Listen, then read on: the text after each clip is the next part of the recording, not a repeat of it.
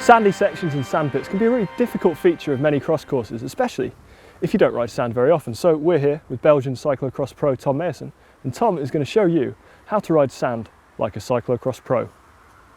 Word.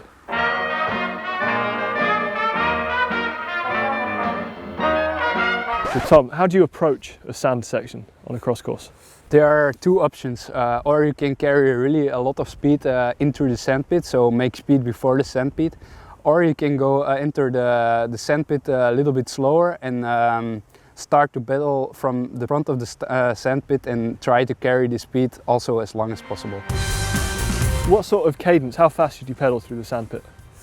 It's really important to have the right gear.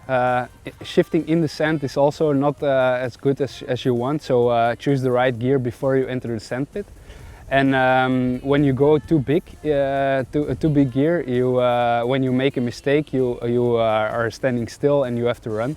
So, but when you are going to small gear, you start making turns in the sand and you want to ride in the sand as straight as possible. So the right gear is very important.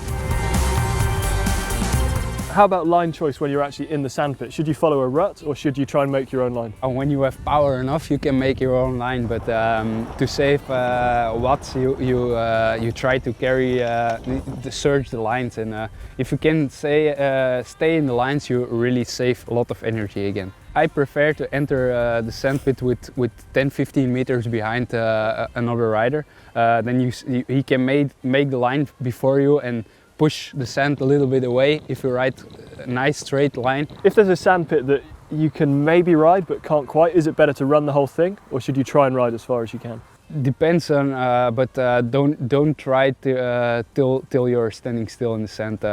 It's better to keep your momentum, and when you're still going less than 10 k's an hour, just start running. Tom, when you're riding the sand, where do you have your hands on the handlebars?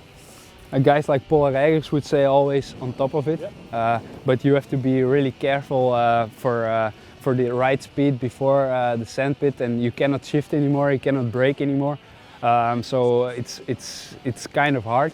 So I prefer the brakes. You can still brake if you enter too fast, or you can shift if you make a mistake in the beginning of the sandpit.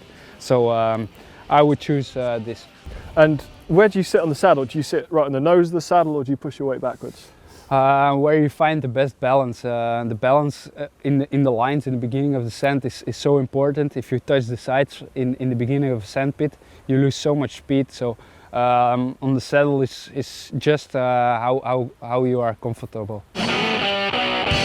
How about tyre pressure, equipment choice for the sand? How do you change that? I rode the Waltz in Coxade with less than a bar, but you need to practice before you go as low as that, because I rode for weeks with really low pressure then, but now I would prefer in the sand 1.2 bar or something is enough. And if you're not practicing in the sand regularly, maybe 1.5 or something like that?